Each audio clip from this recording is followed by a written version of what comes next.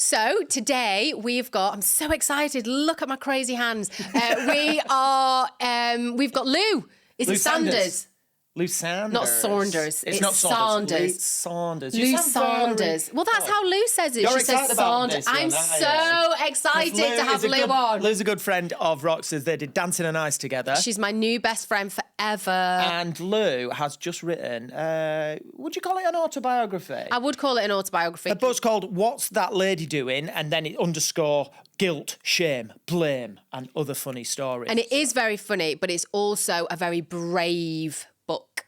She really owns and shares some profoundly scary and traumatic experiences, but somehow manages to do it with an air of humour. And it's very moving and inspiring and very funny. Should we get her on? Let's get her on. Start again. Not through me that. The guy that snapped his banjo string. I didn't realise my agent was in.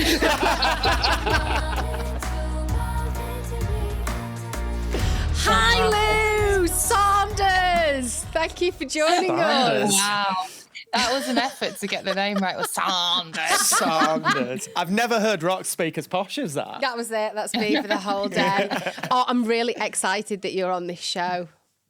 Well, let's be honest. I was a stand-in for a cancellation, wasn't I?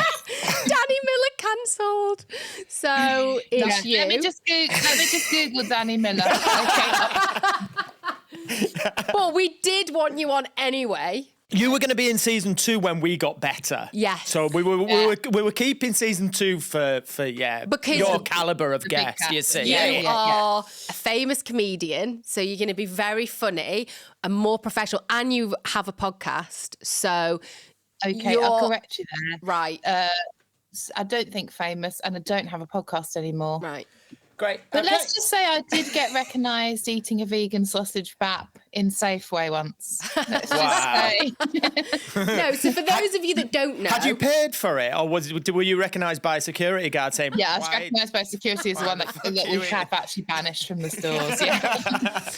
No, but for those who don't know, Lou, you are a famous comedian. I've just watched your set on Saturday Night Live in America.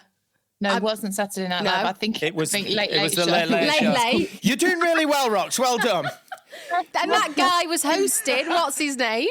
Yeah, she's gone to pieces. She's gone to pieces. Lou, I'm Absolutely so gone to pieces. Well, it's called. I'll tell you what. I'll give you a clue because the show is called James Cordon, the Late Show. So if you can guess who the host is. Was it James? Is it James Cordon? Is it James Cordon? James Cordon. Cordon, yes, that's right. So, right, Lou, you are on this show because you are a famous comedian. Okay. And you have also written a book, which, in all seriousness, I was incredibly impressed by. And I feel like with a lot of books, it came into my life at the right time. And I was really inspired by your honesty and the way in which you owned shame. That was a big thing for you, wasn't it? To own that. And we're going to get to that. But that's why you're here. That was your big side hustle. That's the thing that really was the window into your soul. But just start by telling us, how did you, don't do the long version, like the short version. How did you, Lou, become a famous comedian? I just didn't want to do anything else. That's the long and short of it. Didn't want to do anything else. And so you worked really hard. I mean, do you work really hard? You said keep it short. That was really short. That was short. Did you always know that you were funny? Did you always know that that is what you wanted to do? Make people laugh. It was a new revelation. So I think we have stuff in our subconscious that we want to do, but we're too scared to do it. So I did want to do comedy before I even admitted it to myself. And I only know that because I bumped into, an ex-boyfriend came to one of my book readings and he was in the book, the guy that snapped his banjo string. Excuse me? Yeah. Sorry, go on. Yeah. This is the same book. You've not written more than one book. No. Right, sorry, carry on. Yeah. Apologies, sorry. Yeah. Do you know what a banjo string is? Yeah. What? I don't. You might have to explain that because I think Rox thinks you actually mean he was playing the banjo for you. Oh, bless her. It's sweet, isn't it? Yeah, I know that's what. Do you mind just showing her? No. It's something to do with a man down there. Right. It's a family show, He hurt his Johnson. Yeah, it's like a string on the Right. Yeah. Anyway, he damaged it. Yeah. So he was in the book, and because I went out with him when I was like 17, 18 or something. 18. Anyway, nice guy. He came to a book reading. He said, it's really good to see you doing well because you always said you wanted to do stand-up. And I said, no, I didn't. I didn't know till I was like mid-20s. He's like, no, when you would get drunk, you would always say that you wanted to do stand-up. And I didn't even know. No. Yeah. So my subconscious was not admitting it to me consciously, but it was always in there. So then it took another probably 8 years before I did it, though. And what made you do it? What in that interim period, in that 8 years, what did you do before you decided to go, I'm going to stand on stage and make people laugh? What didn't you do? Well, go on, give us a taste. I guess a lot of drinking, No, that's not what helped me. No, I think I had to just get the confidence up, and then eventually I did a load of like crap jobs, and then I worked in TV like as a runner, and that was quite fun. I wasn't very good at any of it, and I was like, I know that I think this is what I'm supposed to be doing. And then I did like a 6-week course on a Tuesday night, and that's what helped me, like, because you assemble like a 5-minute set and do it in a safe, like kind of environment in front of your new friends kind of thing. So yeah. I find that really interesting because I feel like sometimes it is those tiny things, isn't it, and creating a safe space. Like I remember I went to the some council workshops or council ran classes for acting when I was like 21 or something. Really? And it was me and a lot of very retired people and a few other quirky characters.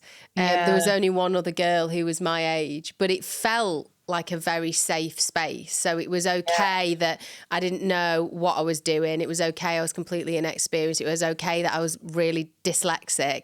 You know, it was such a safe space. And that's where I first started doing a bit of acting. Oh, wow. Before I went to the Contact Theatre. But if I hadn't have had that safe space, I think my insecurities would have just got in the way. So I needed somewhere. So I think that's interesting. I think that's a good tip for anyone at home that wants to do anything creative. Find a safe space. And how did you start out? Oh God, it's a very long and quite a boring story. Do the short version. Shall I do the short version? So I fell into it by accident. Really. I was a gymnast for a long time, from being like 4 to being 17, and to a high level. I was in the British gymnastics team. Do you know how many times he's told me that? Go on. No, I think it's really good. Sorry, that was horrible. That was mean. Edit that out. Go on. I would love to do gymnastics. That's my dream. Yeah, well, I've tried to get all 3 of my boys into it, and none of them were interested. But yeah, so I did it to a very high level till I was 17, and then I actually broke my back training with the British team. I came off the rings, fell on my head, broke my 2 vertebrae in my spine. So that was it. That was an end to that career, basically. So I had 2 years of quite intensive therapy on my back, getting it fixed again. And then when I was 19, my dad used to drive past a dance college called Northern School of Contemporary Dance in Leeds, and he picked me up a form for an audition, and he just put it down in front of me and went, why don't you do that? Go, like, I was like, I don't really want to be a dancer, but yeah, go on, I don't know what else to do, I'll fill it in. So I went, got an audition, got a place there, and did 3 years as trained to be a contemporary dancer, and then went straight into the West End. So I did musicals then for 5 years, and then kind of acting just came off the back of that, and a job at Emmerdale came up, and I got the part, and that was 18 years ago. Well, 18 years I was in Emmerdale, so it's nearly 19 years ago now. So it was all kind of by accident from me breaking my back, really. So nice that your dad brought home a dance thing. That's so cute. Do you know what? It was, I had in that space in between got into doing a little bit of Amdram. And because of my gymnastics background, I was always quite flexible, always quite good at dancing and movement and using my body. So I think in my dad's mind, it was like, well, what is he going to do? Like, I'm never going to go to the Olympics as a gymnast anymore because I'm knackered. But maybe he could do this. So yeah, it was all down to my dad just nipping in and picking up this audition form. Oh, nice. And then I rang a friend of mine and said I needed to choreograph a little audition piece, and she came round and we did it in my front room, and then I auditioned. And funnily enough, my audition, there was about 50, I remember there was about 50 or 60 people auditioned. Only 2 of us got in out of that call. Wow. And they were all they'd all danced since they were kids. And the 2 of us that got in was me and Paloma Faith, the No singer. way. Yeah. Wow. So I was at college with Paloma for 3 years, and You then should do Dancing on Ice because you obviously. He did it and won. done it. Oh, Yeah. I don't know anything. How embarrassing. Yeah, Listen, he won years ago. It was a long time ago. Well, I knew I was right. Yeah, it was about 13 years ago I did it. But yeah. Right, because if you're in your body, you're in your body. Like, if you know how to use your body, whereas, someone says to me, like, put your arm this way, put your leg this way, and it'd take me about 10 goes and it'll still be in the wrong direction. Yeah, I think... But give me this. I've always said this in the past because my cousin is an incredible at playing tennis, playing football, playing snooker, anything with a ball. Do you know what I mean? And it's a different type of coordination, isn't it, with your body? Like, I can use my body, but I can't play football for toffee. And I think people do things. It's amazing how people do things differently. Yeah, because you use your body as a comedian. You're very funny. And that's very intentional and instinctive. On the dance floor or on the ice floor, she's fine. I know, but luckily that's your job. You are funny and you know instinctively how to be, you're quite free in your body, I feel. Yeah. So it works for you. You don't need to play football. I'm actually all right at attacking at football. Interesting. We played the other day and I was very good at attacking. Are you quite aggressive? Are you quite aggressive? People up front have to be aggressive. So, but in a fun way. So. In a comedy way. Yeah. Aggressive, but in a fun way. I've only been pulled to the side once, so that's not bad. So let's go back to your comedy. So you did your course. When was your first professional gig? So from kind of being a drunk teenager and your subconscious telling you that you wanted to be a comedian, but not even realising until you did your 6-week course, found that a little bit of confidence, got your first little set together. What was your first gig like? Can't tell you anymore. It is all in the book. Okay. Right. There we go. Well, it's been nice speaking link to you. Below. And that'll be $9.99. It's not much of a cliffhanger, is it? Yeah, see how my gigs went when you buy the book. There's loads more in your book that we'll get to. I'm just trying to, for those that don't know you, Lou, I'm just trying to paint a bit of a picture. I'm avoiding the question. Okay. And that's on me, and I'm avoiding the question because my memory's pretty shocking because of all the amount I used to drink. So great, God knows, and I've wiped out the bad gigs from memory. But I think what it was. Tell us about you. Go on. I did some gigs. The first one I did was brilliant, and I was like, "This is easy. You're joking me. This is easy. I'm a natural." The next one I sort of died on my hole, and I thought, okay. And then it was sort of like up and down from then. Really. Not everyone's cup of tea. Do you know what I mean? I do indeed. How does for me and for people that are listening that don't understand the kind of comedy world, I mean, I understand the acting world and you get an agent and they put you forward for jobs and for theatre, for TV. How does it work going into that comedy world? Do you get an agent? Do you get somebody that puts you out there and says they want this hot baby, they want that, these venues, or do you do it all yourself? Is it all just up to you? The gigs, you get a lot yourself, and then an agent, depending on the agency and what their skills are, they'll get you some as well. My agent's quite good at getting gigs because they've got like a live department.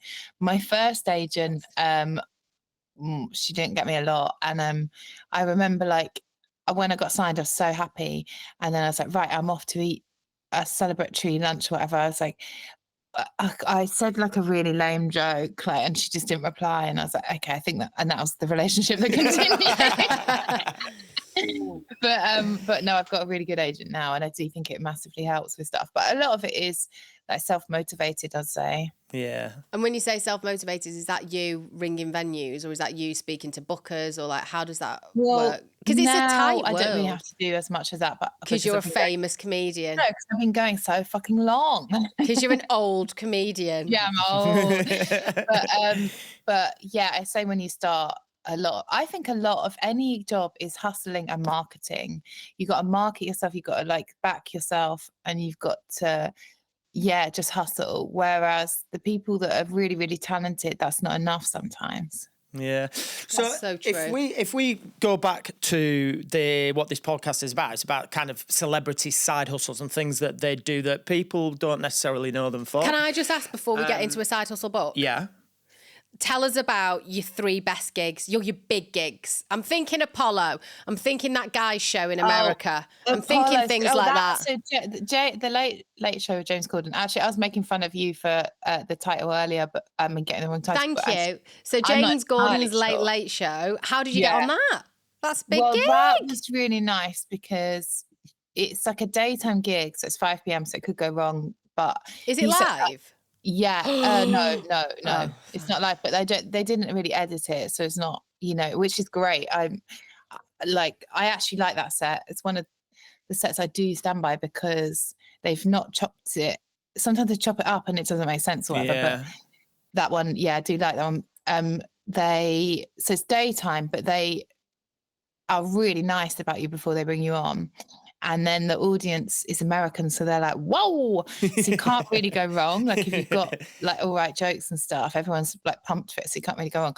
That was really fun. And how did you get booked on that? I had an American visa and it's just about to run out and I hadn't used it at all. And I thought, what a waste of like $5,000 or whatever. And then I said to my agent, I really need to do something in America to warrant this visa.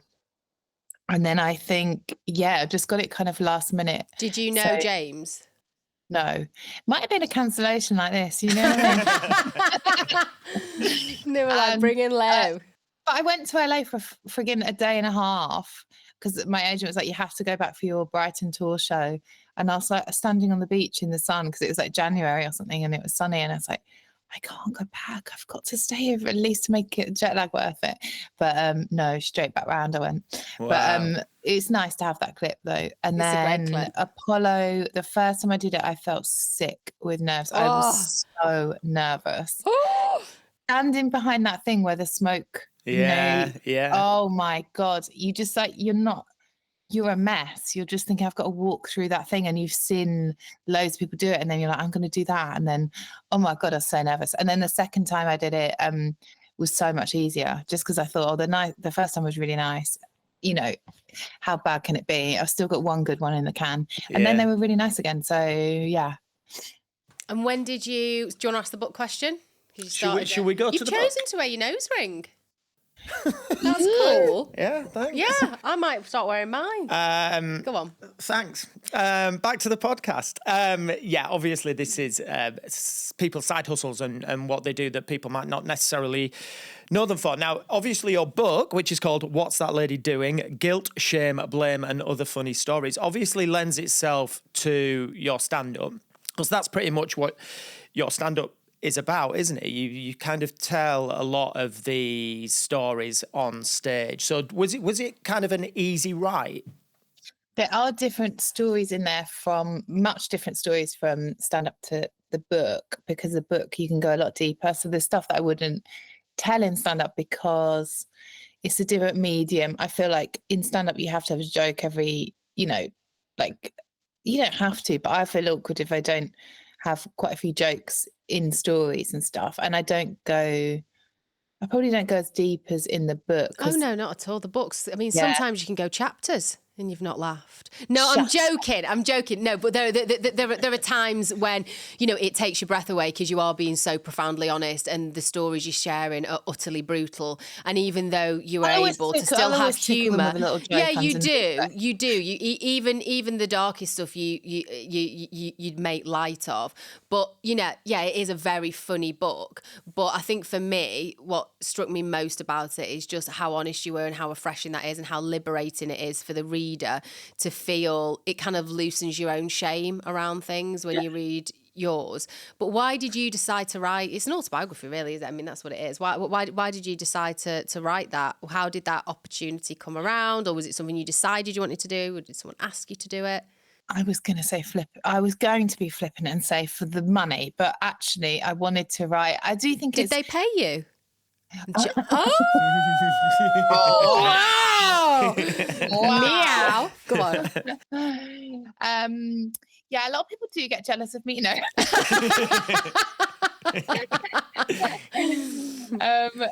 I can say that. I am a bit jealous. No, I am. I'm so impressed by you. I'm so jealous of you. I'm jealous of your face and your ability. Oh, great. Wow. Thank you. Gosh. No, hang on.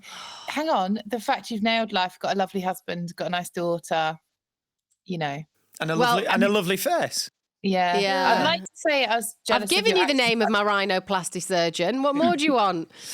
Right. So thank you. But, you know, we're talking about your talent here and, you know, your hard work. So how did you, other than the money, why did you decide to do this and how did it come around? I really wanted to do it. I really wanted to do it because I do think shame and talking about your stories is important for you to draw a line under them and like move on. And then for other people, like loads of people have contacted me, like especially women of a certain age, and that age is my age, and said, thank you for writing this. It's helped, like you said, like help me get rid of my shame somehow. So that is massive, and that is worth much more than the advance, although you can't put it down on a flat, but still, I mean, like, I don't know, like, yeah, I think if everyone was brutally honest, society would be a better place. And I think we're moving towards that. So it was part of your healing? Is that why you wanted to do it? Is it part of like a healing journey? Yeah, therapeutic healing. And did you write it before someone had said, yes, we'll publish this? Or did you say, right, I'm going to do this, let me see if anyone's going to publish it before I sit down and start writing? Which way did that come? No, I had a chat with a few different book publishers about, and there were different sort of, the book was going to be different things, and then it sort of morphed into what it is now, and I think that felt right. Like the chats I had with other people didn't feel quite right, and this publisher, it really did feel right. And she'd read some of my other stuff, like my articles and stuff, and she actually carried around like a thing that I'd written. She had notes on her phone where she'd written down stuff that if she felt like blue, she could really those quotes, and one of my quotes had made it into her little note. Do you remember the quote? Nah. Great. Oh, wow. And you'll have to buy the book. So it was in the meeting with her that you felt like the idea became more concrete and more clear in terms of what it was going to be. Just the fact that she was the right person to bring it out of me. And then. And so did you work with her throughout the writing process? So the first draft that I sent her was not the right thing at all, and was in chapters of like death, love, forgiveness, and it was dry as anything. And she was like, "Ooh," she was very tactfully like, "Ooh, think we're going to need to put this in chronological order." And then when that happened, I could like the flow became there and stuff, and it was a lot easier to write. And then I could really go deep into my soul, you know. It's great because when you read the book, you feel like you're being introduced to you, and then you feel like by the end of the book, you've got a little best friend, like in that character in the book. And I know that's you, and it's you know, it's sort of biographical, but I feel like you go on this journey, and you kind of have a little bit of a healing journey as she does, and I think. Everyone should go and buy it, but we are going to include like just so many women that used to get. Well, and they probably still do. I don't know if it's different. Hopefully it's different, but used to get blackout drunk and then get things happen to them, you know, sexually, and then they'd blame themselves and they'd carry it around and not sort of examine it. And so I think when you sort of really go into that and delve into that, like, so many women have said like, oh my God, like I didn't even realize I've been carrying this for ages and realize now it's not my fault. And yeah, so it's really nice. Yeah. But with a laugh. It is with a laugh, though. Yeah. Yeah, it is very, very funny. Sex O'Clock is one of my. It just comes into my head sometimes. You have to read the book, but that always makes me laugh. Little moments come to me, and the way you phrase things, and yeah, it's absolutely fantastic. Oh, you can get it on Audible as well. So if you want to listen to it in the car, it's a great little. They don't add to the book sale, so I would rather people get the print copy. Okay. Buy the book. Buy the book, everyone. Oh, yeah. And review it as well, because I remember when you had 5 stars and it dropped to 4.5 and you were absolutely mortified, and then we realised Shakespeare only had 4. So you're still doing better than Shakespeare. Is that true? That's brilliant. True. She was fuming. Better than Shakespeare. That should go on the front cover, shouldn't it? Yeah. Like, as a quote. More stars than Shakespeare, baby. Yeah. So what are you planning? Are you planning on doing anything else with the book? Because I think it should be a drama, and I think you should probably let me and Matthew write it because you're too busy being a famous comedian. we could adapt it. Yeah, you're right, Rox, actually. It does really lend itself to that kind of... Oh my gosh, it'd be great.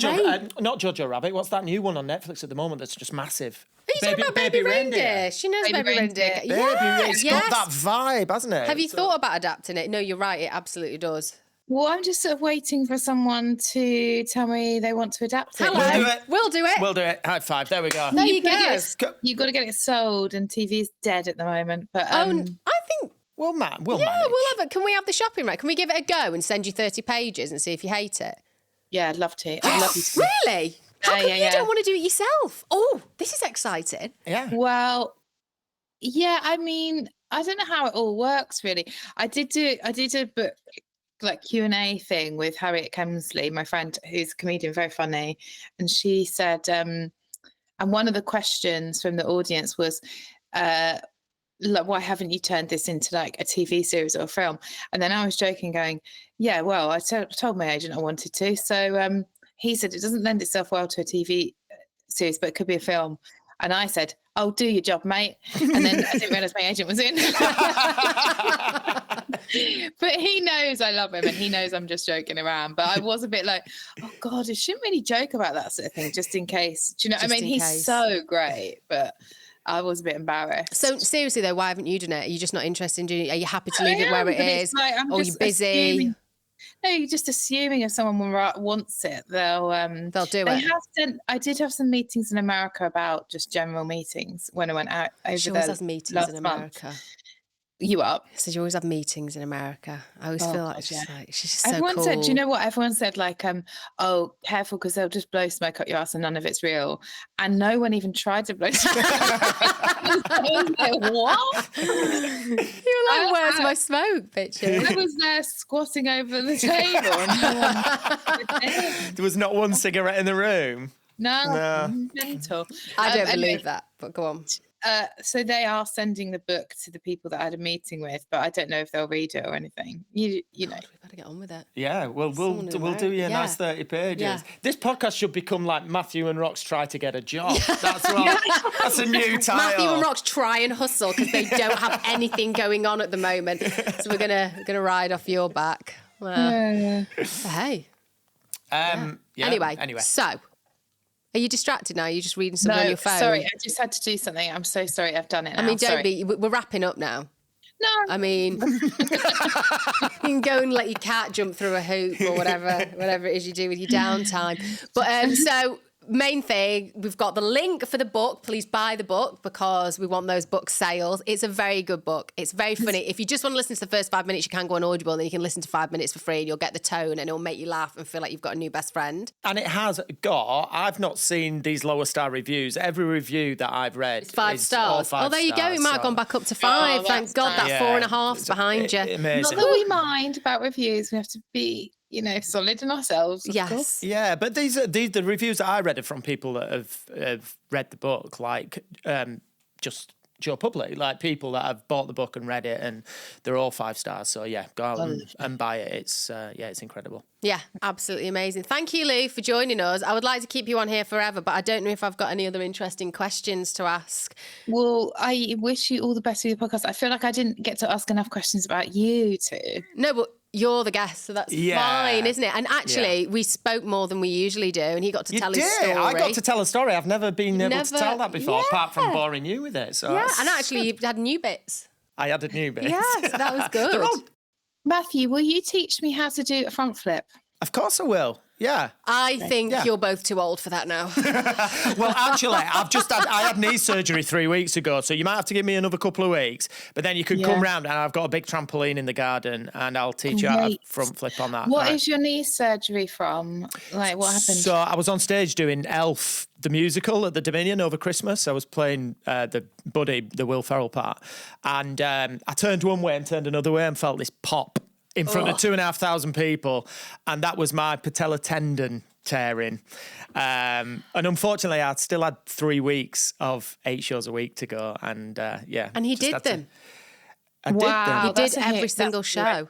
Yeah, I managed. We're looking at Hero right there. I managed to get through it, and actually, I did an extra show during that 3 weeks because Roxana rang me and said, I'm coming on Thursday matinee. And I said, well, actually, somebody else was doing Thursday matinee. There was like an alternate that did.